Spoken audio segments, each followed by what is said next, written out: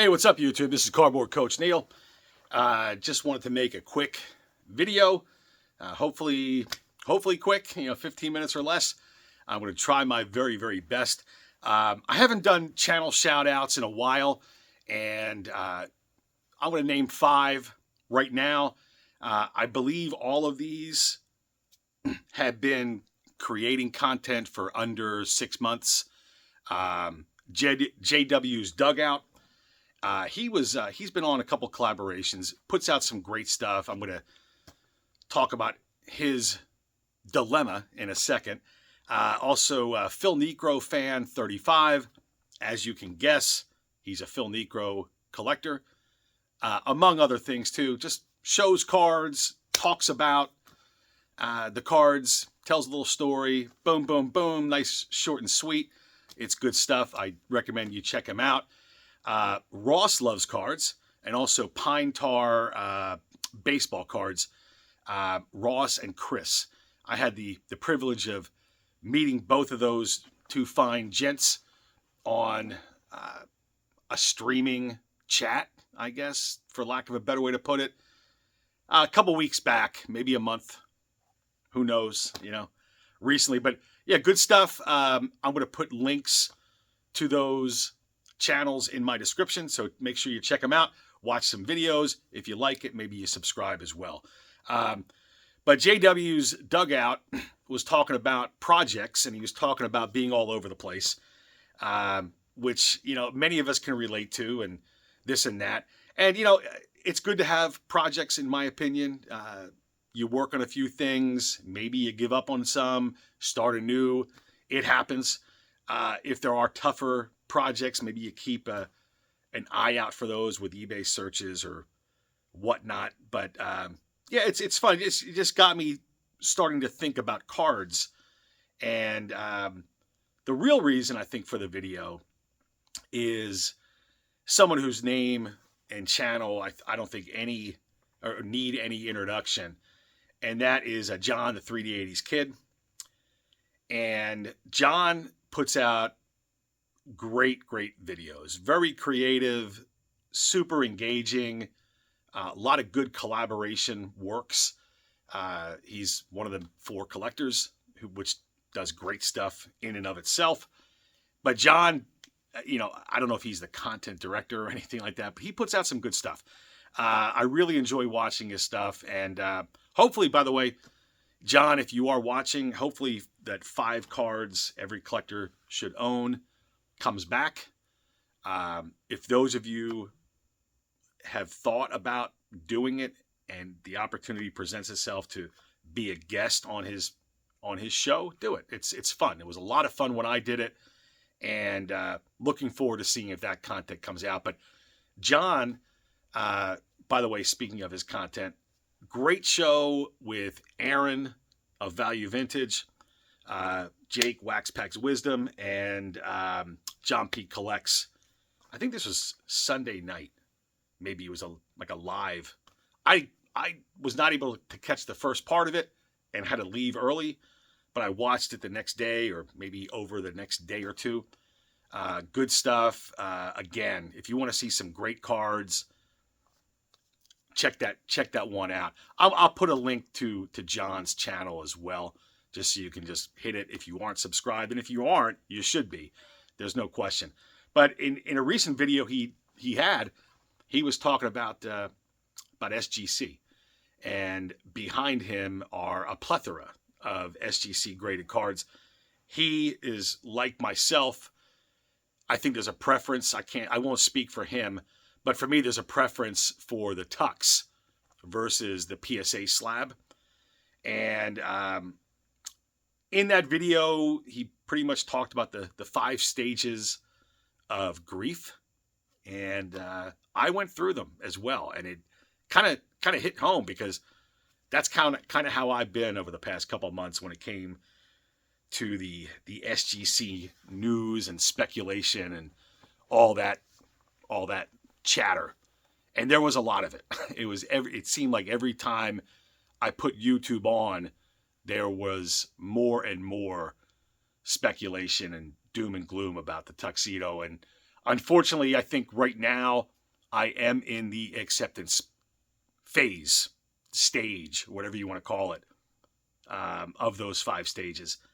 I just know it's all signs point to it. And, Nat Turner, he hasn't done anything for either company, in my opinion. PSA or SGC. He hasn't done anything except raise prices and prolong shipping time and all that stuff. But I am working on an order. It'll probably be my last, most likely, unless they come around, or if Collectors sells the SGC brand. I doubt they would do that, but you never know. But this is probably going to be my last submission with them. There's about 5 to 10 cards, maybe more, that I want to submit. I've been wanting to do this for a couple weeks, but just time gets in the way of YouTube, of a lot of things, and things are kind of settling down. So I'm going to put an order out. Hopefully I can get it out by Monday, Tuesday at the latest. I want to submit mostly raw, actually all of raw cards, but I do want to potentially crack a few old PSA holders, just to kind of see what kind of grade I would get. And plus, I just like these cards I'm going to be cracking. Would prefer to have them in that tux. I think they're going to look super sharp. Once I get that whole submission in order, I'm going to film, or a video, I should say, the cards that I am sending in, and a guess of the grade that I think it will be, and we'll see how it turns out. Hopefully, I get them out early and get them back this year. But I know SGC's turnaround times have been kind of a little bit different than they used to be. But if SGC goes away, and I think they will, I'm definitely accepting that right now. I was in firm denial, but it is what it is. So I think John had said he's not going to give those guys another cent. I don't know if he was referring to PSA or SGC or Collectors, but this is the last one. Why? Because I'm a knucklehead. These cards I'm going to be sending in, I don't even know if they're worth even getting graded. They're like $50 cards and less. I mean, so maybe 1 or 2, little bit more. But I am a slab head. I do like loose, raw, whatever term you want to use, ungraded cards as well. And that's what I'm going to be getting back into doing. I think there's a lot of wasted money on my part coming, when it comes to already, buying already graded cards when, I could get, for instance, I just bought a Bob Gibson, not the one I'm going to show you in a little bit, but I just bought a Bob Gibson card that looks super nice, in a 5, off one of the social media sites. And I probably could have got that same card raw for cheap, a lot cheaper, knowing what it's going to grade. But anyway, I digress. I just wanted to make a quick little video. The next video that we put out, or that I put out, I most likely will be a guest. We'll be talking about the Philly show. And when I say we, I mean Ray from Philly and myself. The Philly show is coming up, and we have a date that we are going to be doing YouTube meet and greet number 2. That's going to be coming up to a city near Philadelphia in the very, very near future. And hopefully we get more. Hopefully we have everyone who went to the first one coming to the second one, and a whole lot more. And I think it's what's going to happen. So stay tuned for that. But I'm going to show you some new pickups, because every video you got to show some cards. So let's take a look. Okay, speaking of the Philly show, I'll lead off with one I talked about with Dan on the, I think it was a 4 Collectors with Ray. When the Philly show was ending, we were talking about the meet and greet and the Philly show itself. Ray is, by the way, is the historian on the show. He knows a lot about it. I know a little. He knows a lot. But at the last Philly show, let me just pull that out. I met RJ of RJ Collects Sets, and this is a card in and of itself. I'm going to count it as a card. Cool design there. I think this is 2018 tops. Maybe RJ can answer that. But on the back, he gave us all a Steve Carlton St. Luke's Hospital baseball card, which is, pretty cool. I never have seen this. So, hey, I appreciate it. But yeah, that's a good card. Two legends, RJ and Carlton, inside of one top loader. Can't beat it. Next is not a big modern collector or ultra modern, whatever you want to call it. But I do like Mike Trout. Like him a lot. Wish he was a Philly. I have had the opportunity to meet him a couple times at Eagles games, of all places. And I may have an opportunity to meet him again.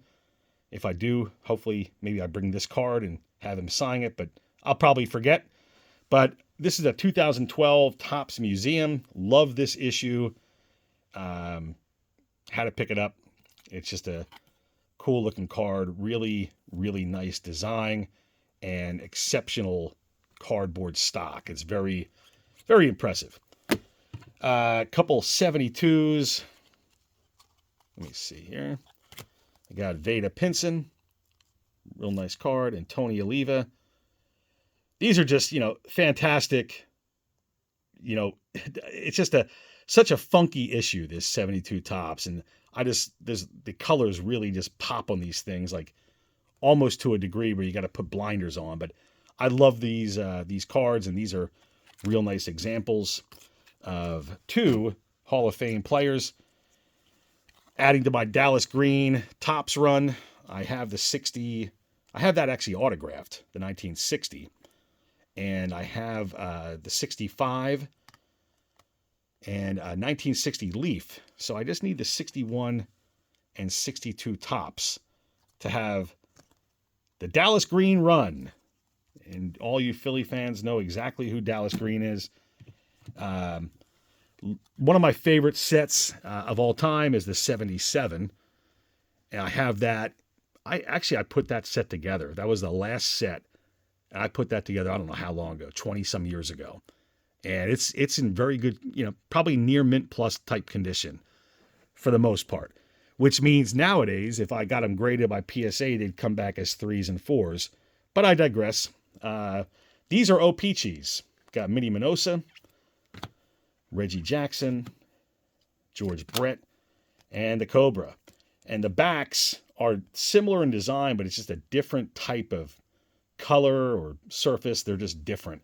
And starting to kind of pick up some OPC issues just for, well, why not? Because we're collectors, right? This is a 1967 Philadelphia Safe Driving Phillies. This is Johnny Callison, who was quite the slugger for the Phillies. These are kind of cool. And they were issued by I think by the police. And it's just, nice generic write-up on the back. These are a little bit oversized, but not too much. These would be graded inside of a tall boy, like a postcard type size. But this is fine just the way it is. Right in the top loader. And then two graded cards. Wanted to add a Clemens rookie. And this was the one I liked. So again, I probably could have just bought this thing raw, but this is a pretty good deal. And I like this pose better than the 85 Topps.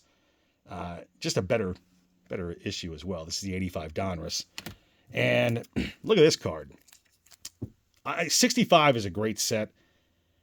I'm not a Cardinals fan. All right. I'm not a Cardinals hater, but there's something about Bob Gibson cards, and there's something about St. Louis Cardinal cards from the 60s that just look fantastic.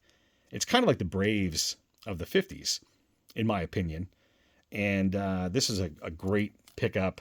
Again, it's a 5.